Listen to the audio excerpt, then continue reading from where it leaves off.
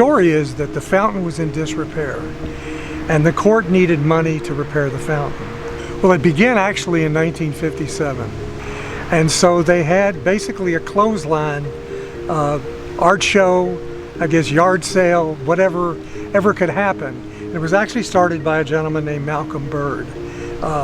His nephew, Mark Bird, is actually commissioned to do the art print this year, and he and Sonny Whittle did many of the early art prints. But it really started to get money to fix the fountain, and it's grown significantly to be one of the top tier art shows in the United States. I think that everybody that's run the show or been the director of the show has come in with an idea, how do we make the show better? I think if you go back to Malcolm Bird, if he was alive today, or if he was looking down from wherever he is, he would be amazed at what's happened to this show, because I don't think anybody envisioned this. I think it grew organically, and as it grew, it became bigger in terms of the number of artists, the prestige of the show. It grew from St. James to Belgravia to 3rd Street to 4th Street, 1300 block of 3rd Street in the West End Baptist Church.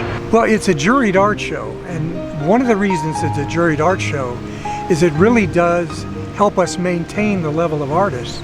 But there's an application through a specific process which you can get through on our website, stjamescourtartshow.com. As people apply, we look for what level of art is it. We try and mix it up so that it's not all oil painting or all acrylics, that we have fine art, jewelry, sculpting, and try and balance that.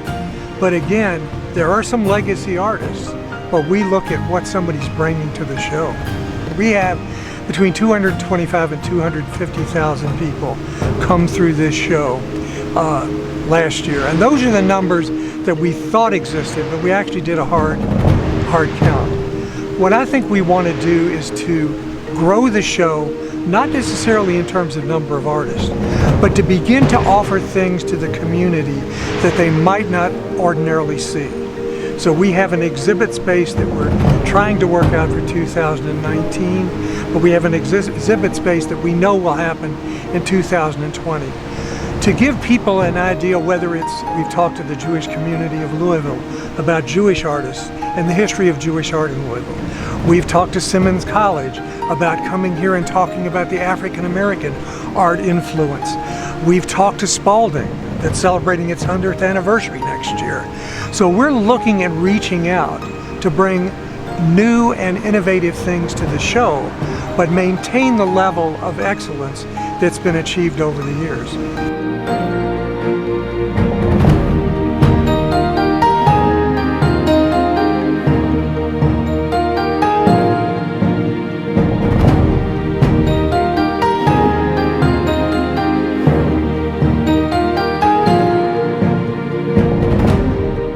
I want people to come and experience the show, see what it's all about. Take your time and walk through. We have artists who tell us that they could go to other shows where it's more lucrative for them, but there is something special about being at this show. When you look at the venue, this is probably the most unique venue for any art show in America. We call it a sense of place. If you look at the history of these homes on St. James, on Belgravia, on 4th, and throughout this area, you're going to be experiencing not only fine art, but some of the greatest homes anywhere in the country.